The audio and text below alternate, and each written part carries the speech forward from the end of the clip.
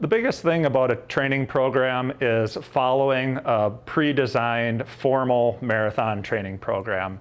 These training programs are designed to adequately train you for the marathon, but not overtrain you.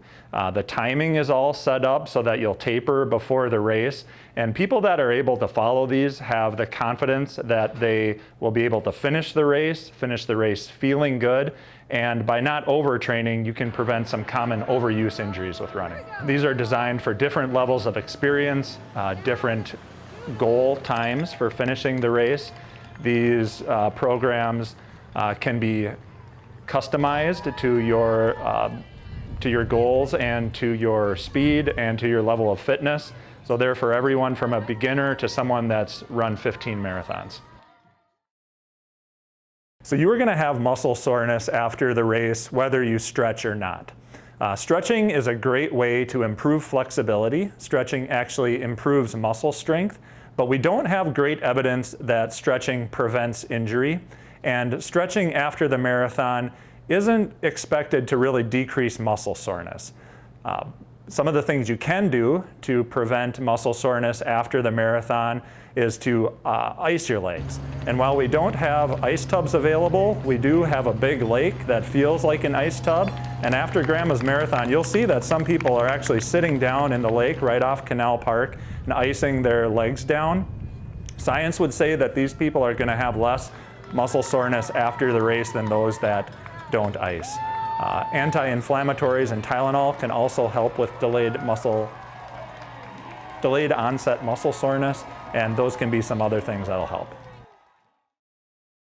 Hydration is a big issue with running the race. It's a common question, and it's interesting. People have always been worried about being dehydrated, but actually being overhydrated is more dangerous. The first thing people need to know about proper hydration is that you should come to the race adequately prehydrated. And there you don't want to be overhydrated or underhydrated either. So how do you know? The easiest way to tell is by the color of your urine. So leading up to the race, you want to be making urine that's about the color of lemonade. You don't want it really dark like apple juice. You don't want it perfectly clear like water. If you're somewhere in the lemonade range, that means that you are adequately prehydrated, and that'll give you the best chance to stay healthy throughout the race. Once you start running, you can really listen to your body and rely on your sense of thirst for how much to drink. You should never force yourself to drink. It depends on the day and it depends on the person. This is something that you should get a feel for during your training runs. You should get an idea of how much water you need to drink there.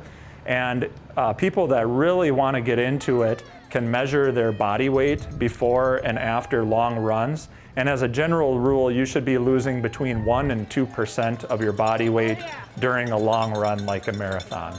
People that overhydrate will sometimes drink so much that despite all of their sweat losses, they gain weight during the marathon. This can be extremely dangerous. This is one of the ways you can die while running a marathon, is by over-drinking, diluting your body's sodium concentration, and ending up with seizures, coma, stroke, even death.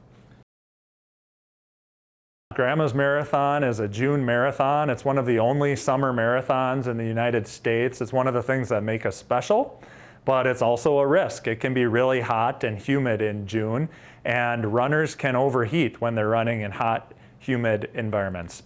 The best thing that you can do leading up to the race is try to acclimate yourself to the heat.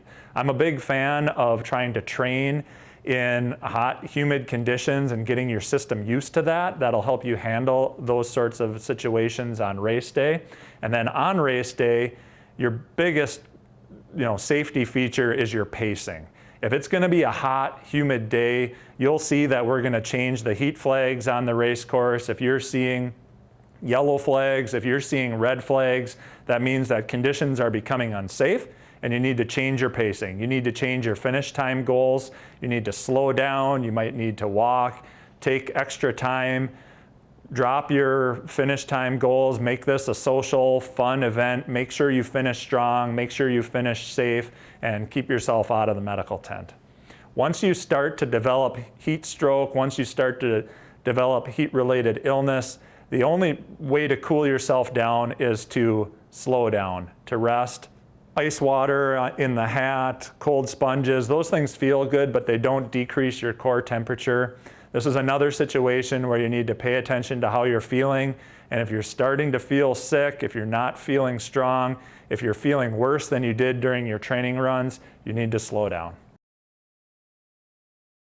The most important thing after finishing the marathon is to cool down slowly.